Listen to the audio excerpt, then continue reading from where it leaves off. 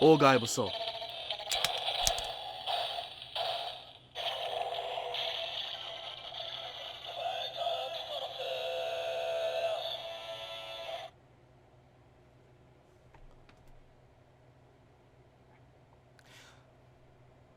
That being said,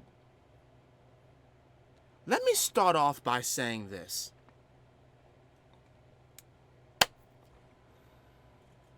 I realized in the last video, the last review that I did of King-Ohger, I was saying that because,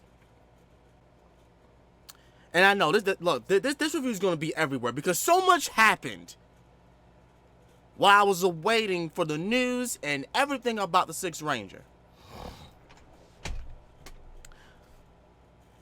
I want to apologize because I went and said that the green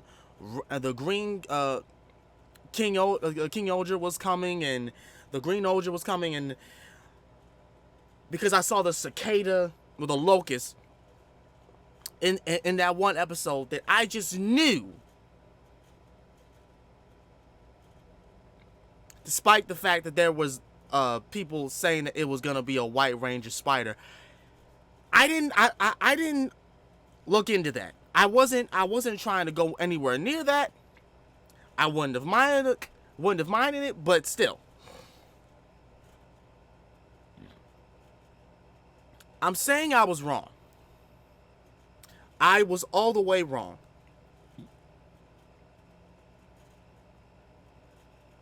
That being said, oh my god. This series is just on fire right now. It's literally just on fire. And the crazy thing about it is, I was actually waiting for the next episode to come so I can review his shoe guide, the Sixth Ranger shoe guide. Like I said before, this review is going to be all over the place because we have so much to cover. But I guess we have to start at the first, from what I remember. Okay? Episode 8. Episode 7, we were talking about the fight between the two brothers. Gira, Hercules. It was a good fight. I was really wanting Gira to win, but hijinks happen. The other kings try to come up with a way to make it seem like Hercules was actually who he is behind closed doors, and make Gira be looked at as the favor. Didn't work out like that. Suspicion is going on that Hercules is working with the Bugnarak, because a Bugnarak came in the middle of the fight to pose as Yanma, tricked Gira into thinking that he was Yanma, and of course the press saw it. The people of Shugadam saw it,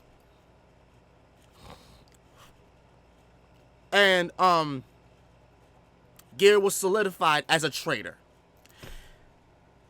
Hercules put in the so-called finishing killing blow, knocked Gira off a cliff. Next episode goes along. Hercules and everyone's believing that Gira's dead. The other kings quickly find Gira down in like the mountains or whatever. They're keeping him on the low to make it seem like he's actually dead. While this is happening, the other kings are plotting against each other to use Gira as the scapegoat so that they can use King-Ohger. So what do? They go and get their not the familiars, their retainers to quickly just scoop up Gira before the others do. For the other kings do, so that they can be in favor to have King-Ohger. Each of them didn't realize that they were gonna come up with the same fucking plan. So each of them, like I said, sent their retainers to go and get Gira. We get a scene where all the retainers actually talk with each other and meet up with each other. Rita's retainer sees more to being her retainer as more than just a job, but to be there for her queen, well, her king. While this is going on, Desnarak, I forget, I don't know, I can't remember what Roman number is that, but I want to say 4. Or 5th. It might be the 5th. It might be. No, it's not the 5th. 4th. Yeah, I think it's of that Roman number. I think it's the 4th. But anyway, Desnarak the 4th or whatever plans this huge invasion on all the kings, the kingdoms, storms each of them, right? Knocks all the kings out, including Gira. Captures Gira. Next episode. This is episode 9 we're getting into. They're trying to use Gira as a means to control King-Ohger, bring the 3 golden shoe gods to them so that they can use them for whatever they're trying to do. The other kings finally come to. They have this meeting. Rackley's bitch ass decides to sit there and say that, like, unless they submit to his rule, you will be on your own due to Desnarak's invasion. Because the Desnarak apparently had brought forth 5 giant eggs of Bugnarak in each kingdom, so that they'll invade and destroy each of the kingdoms, and freaking the whole world will be doomed. So they're panicking, not really working together. While this is going on, Desnarak has Gira still, and is trying to get Gira to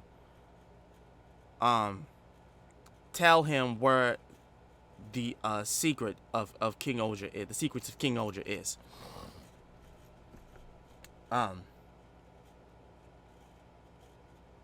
doesn't happen though, and we finally get a Sentai sequence of all the kings together. We get this big speech about how they are the chosen 5 heroes that will destroy the Bugnarak and will save the world.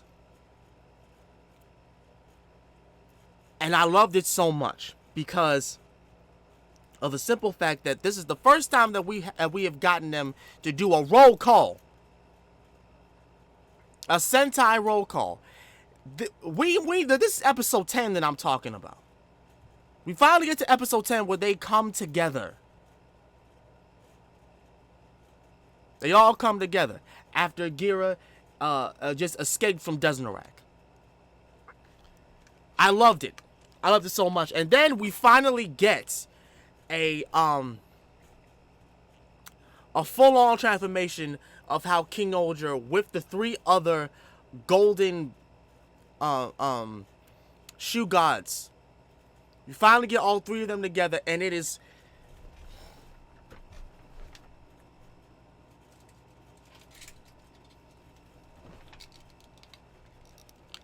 just as amazing as I knew it was going to be. It's just like this. It is just as amazing as I knew it was going to be.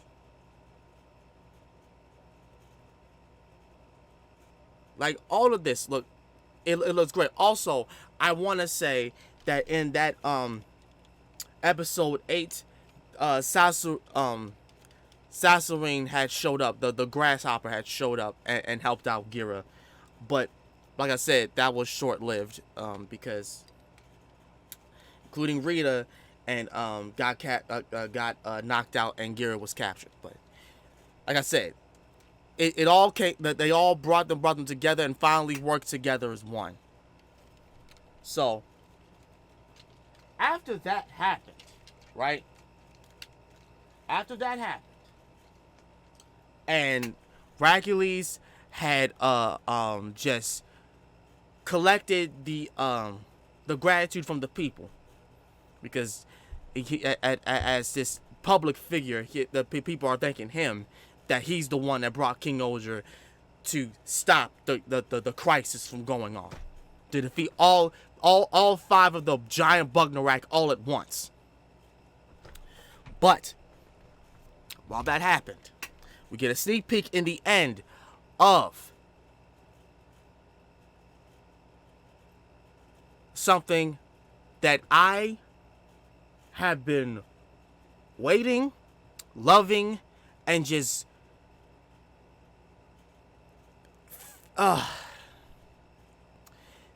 eating up this debut of the Sixth Ranger. And you know, it's crazy to me how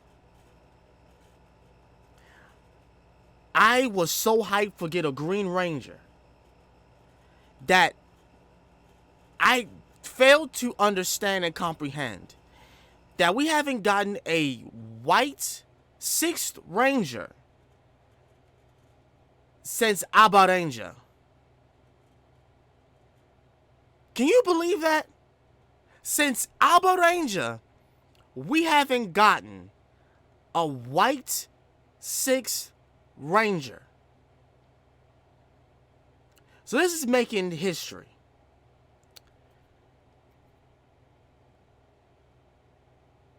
When I saw this man come on screen and just show up in front of the Bugnarak,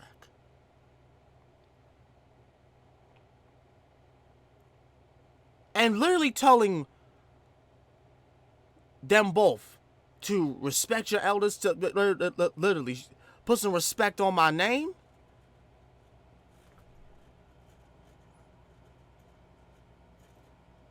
I immediately was just, I was done. I was done after that. I was done.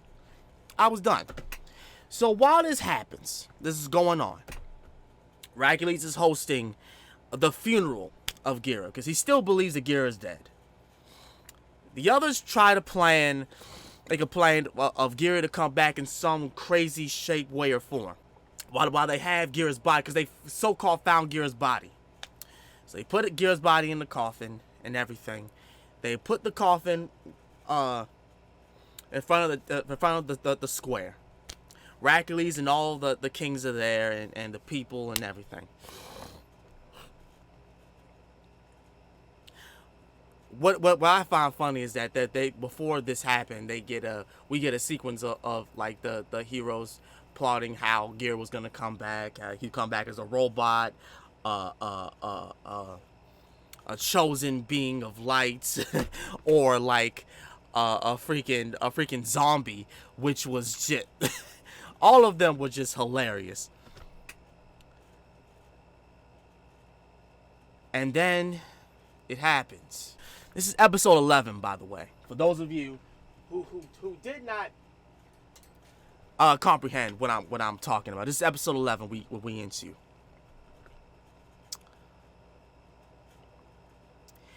Here comes the mysterious Sixth Ranger in a white cloak with a spider mask on. That has a lock.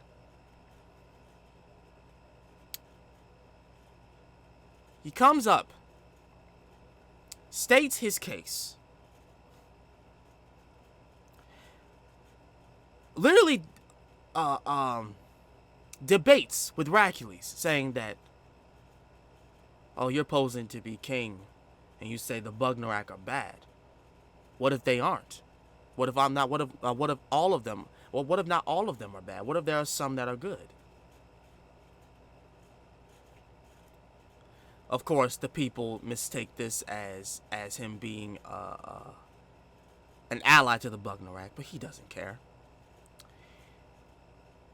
He hikes the coffin, Gira's coffin, on his shoulders. And web slings away. Soldiers can't even keep up. He web swings away.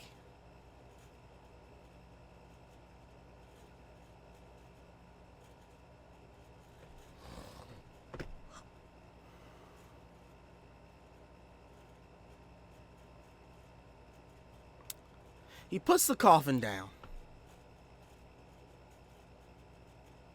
Gira comes out. They have a little discussion. This mysterious person is saying that, like, how can the Bugnarak be so bad if they're good for the planet, basically? Because he makes a scenario where, like, for like a simple parasite pooping, and if it's good poop, then that means it's good for the planet. Wouldn't it be good for the planet? After that happens, Desnorak shows up. Just pops up again. Him and this mysterious person have words. Throughout this entire time, while simultaneously dealing with the other kings, Desnorak is planning to take hostage of the 3 gold shoe gods. And at some point he does. He managed to get them all in an egg, in that Bugnarak egg, and hold it up to the sun so they can fulfill the prophecy, so the Bugnarak will take over the earth. But what happens though? The 6th Ranger takes advantage of this opportunity, has 3 of the significant shoe gods' stones,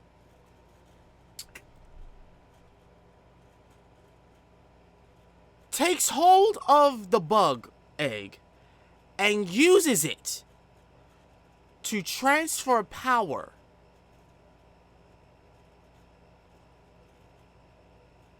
into a key. No, well, not just one key, a set of keys. But one significantly to unlock the mask. They get down into the quarry. He unlocks his mask. The mask falls off. He's reaching for it. It turns into this.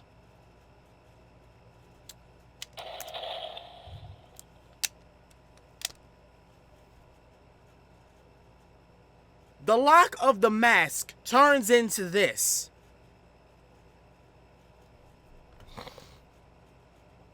After that happens, he unmasks himself, proclaims his name to be Jeremy Burasi.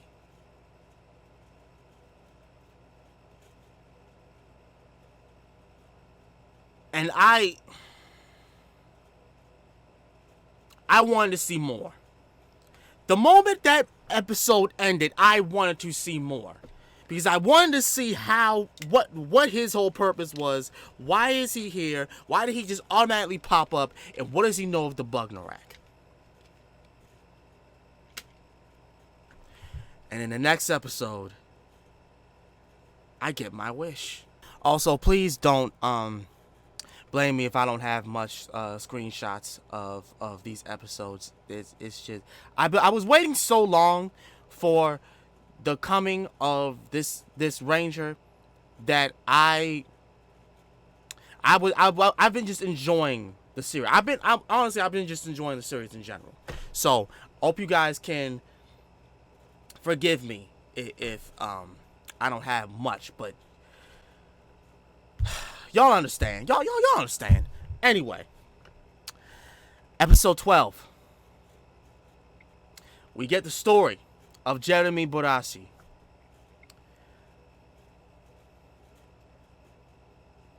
I love his backstory. I love it. I love it. I love it so much because the more we dive deep into this lore about this series, the more I'm loving it. The more I'm getting to love it. So Jeremy Barashi is apparently a being who has lived for 2,000 years. And he has, according to Rita, he has been seen from time to time just wandering with that mask, calling him the Spider-Man.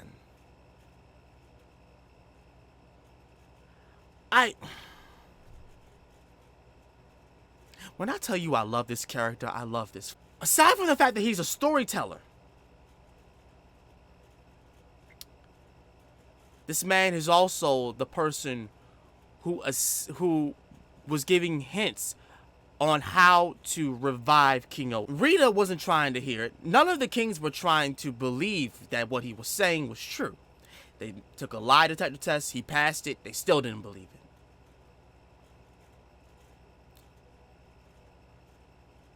And then it's revealed that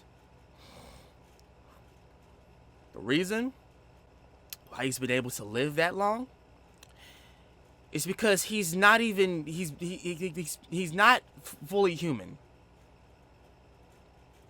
Jeremy Barashi is a halfling. He's half human, half Bugnarak.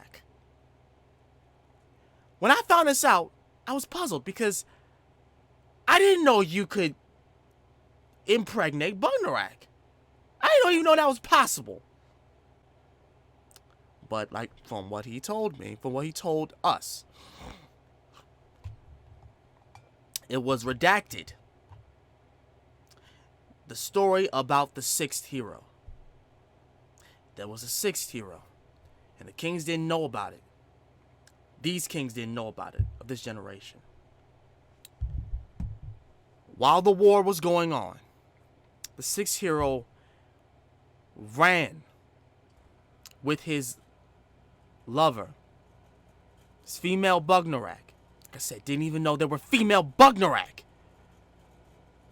He ran with her away from the kingdoms into the deep forest. When I don't think it was the forest, but it was somewhere where they could not be found. And I'd like to believe they probably killed them when they found them, because, like Jeremy said, it was taboo to do such a thing. They gave birth to a child who had to be locked away, which is why he had that mask on, just to keep him safe. I want to know more about this. I do. Because I'm loving this story. I am loving this story because this is telling me that not only is this man a halfling, not only has he lived for 2,000 years, not only was he the person who started the legend of King-Ohger and how to revive it, but he is also the legitimate son, the first son of the sixth hero.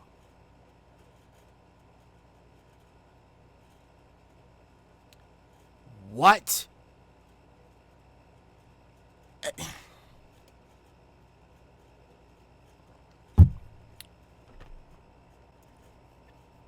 After this has been realized, Desnarak ain't trying to hear what Jeremy's trying to tell him. So Jeremy transforms. And like I showed y'all in this, I love it a lot. The fact that he gets to say the words of the other kings,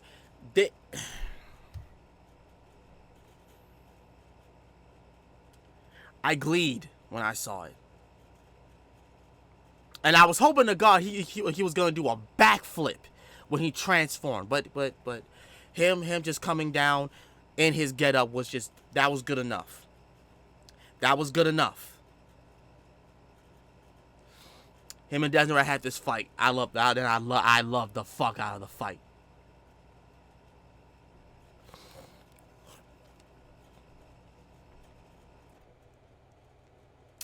Makes Desmond look like a little bitch. He makes him look like a little bitch in this. After that, he proclaimed himself as the king of the in-between.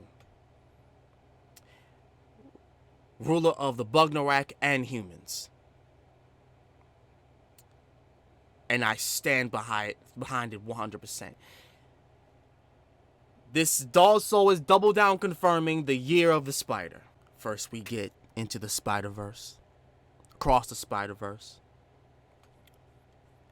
Spider-Man and Spider-Man 2 for the PlayStation.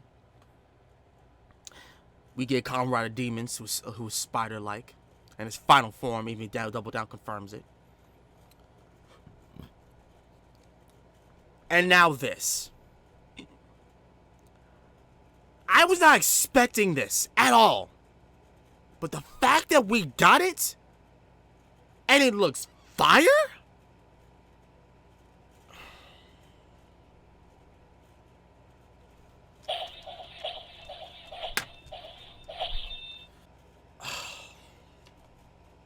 This might just be it ain't no might, it is. This is my favorite Six Ranger now. This is my favorite Six Ranger. This Six Ranger goes on par with Brai, Boken Silva, the Lunar Ranger, the Titanium Ranger, and yes, the Lunar Ranger from Wild Force. The Titanium Ranger. I love this Ranger a lot. And I'm still waiting for his figure to come in the mail. But I wasn't going to do this review until I got this. And now episode 13 about to come in, and we're about to see his shoe guard. And I know shit about to go down, because he wants both the Bugnarak and the humans to stop fighting. And it ain't gonna happen. They ain't trying to hear that. So from what I'm gathering, what I'm gonna guess, Jeremy takes it into this and takes this into his own hands and confiscates the king's weapons. Confiscates the calibers and just confiscates it, capturing it in his spider web to get them to stop fighting. I got a feeling that that's probably going to happen. So, with that being said, I'm loving this series. I cannot wait to see more. I know more is coming. And from what I saw, the leak of his shoe guard, and the other two shoe guards, one of them being the Locust. I love it. I love it. I love it. I love it. I love it. I love it. I ain't got nothing else to say. Y'all have a good day. I'm out. Peace. 気持ち悪い。